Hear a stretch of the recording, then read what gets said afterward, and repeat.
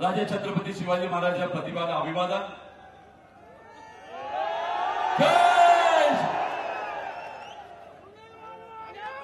या संपूर्ण महाराष्ट्रामध्ये ते व्यक्तिमत्वानं आपल्या कर्तृत्वानं संतांची वाणी कृतीत उतरवली।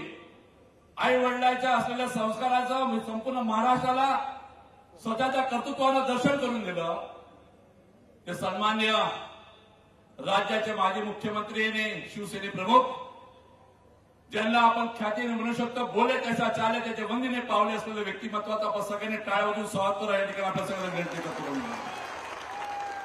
मंचकार बसलेले विरोधकांच्या मनाने नेहमी धडधड करून बोलणारे सन्मान्य खासदार संजय राऊत साहेब, आपल्या सगळ्यांनी 3 महिने अगोदर या रामटेक लोकसभेमध्ये उद्धव साहेबांच्या आशीर्वादानं आपल्या सगळ्याच्या सहकार्यानं आपण जे निवडून दिलेले खासदार श्यामकुमार बर्वेजी, मंचकार बसलेले आता त्यांनी नुकतं ह्या आपलं वक्त केलं राज्याचे माजी गृहमंत्री आमचे सहकारी मित्र अनिल देशमुख साहेब, सन्मान्य मंच, उपस्थित बंधू भगिनी मित्रांनो, मी सर्वप्रथम उद्धवजी मी आपल्या मनापासून आभारी, मनापासून ऋणी, आणि जे आपण एक मायाचा ओलावा आणि आपुलकीचं नाता ठेवून आम्हाला या लोकसभेमध्ये लढण्यासाठी तो आशीर्वाद दिला, हा सुनील केदार कायमस्वरूपी हा आशीर्वाद आपल्या त्या ठिकाणी हृदयाशी त्या ठिकाणी जोपासून ठेवेल आणि आपण म्हणाल त्यावेळेस त्या ठिकाणी उभा राहण्याचा प्रयत्न आपल्याला आयुष्यात नक्की करण्याचा आवर्जून आपला विश्वास करतो।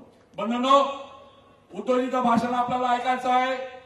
येणारी विधानसभेमध्ये सुद्धाही सन्मान्य अनिल देशमुख साहेबांनी सांगितल्याप्रमाणे, खासदार श्यामकुमार बर्वेने सांगितल्याप्रमाणे उद्धवजी आम्हाला आपला शब्द देतो की या रामटेक लोकसभा निर्वाचनामध्ये महाविकास आघाडीचे 6 आमदार निवडून येणार आहे, म्हणजे निवडून त्याला कोणी कार्यक्रम पाहू शकत। पण आज मी आज आपल्या एवढं सांगतो काय चालू राज्यामध्ये, राज्य कसं करावं, छत्रपतींचे त्या ठिकाणी आपण प्रतिमेपुढे उभे राहून भाषण करतोय।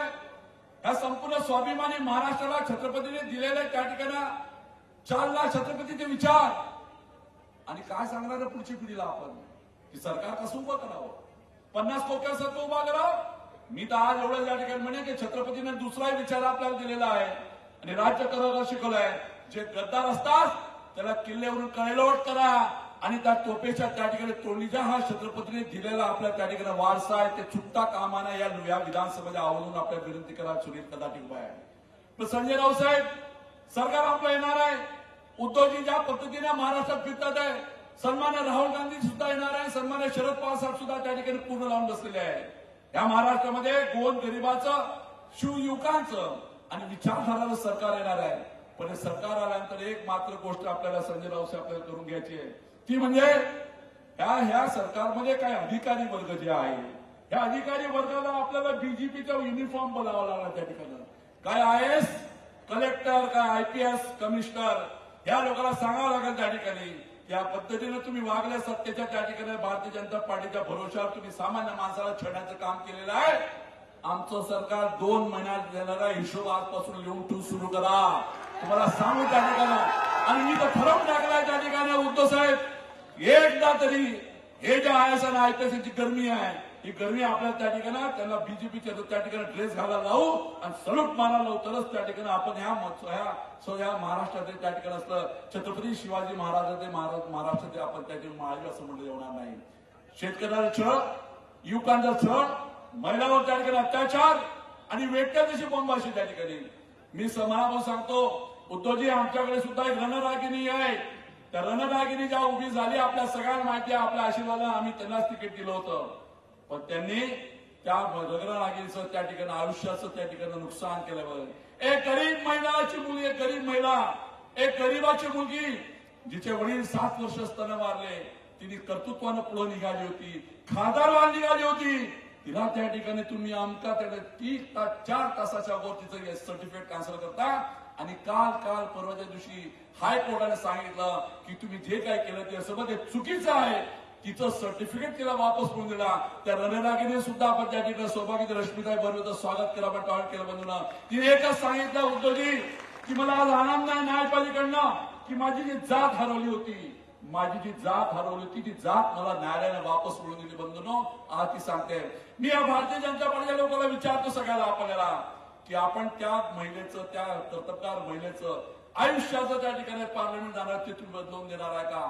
आणि सुन्ना तुम्ही भरून घेत नसाल तर ह्या राज्यामध्ये तुम्ही, छत्रपतीच्या राज्यामध्ये तुम्हाला त्या ठिकाणी राज्य करण्याचा अधिकार नाही. तर छत्रपतीने महिलांचा सन्मान करणं तुम्हाला आम्हाला शिकवलेलं आहे, हे विसरता कामाचे केले नाही. आणि मला पूर्ण विश्वास आहे की येणाऱ्या निवडणुकीमध्ये तुम्ही आणि आम्ही सगळे मिळून जीवाचं रान करू. त्या ठिकाणी घाबरण्याचं नाव आहेच नाही. घाबर आपण आजच्यात कधी आयुष्यात त्या ठिकाणी शिकलो नाही घाबरणं. पण ह्यावेळेस असा काय रण करा त्या ठिकाणी की रण पाहायला सुद्धा त्या ठिकाणी ह्या देशातले लोक आले पाहिजे.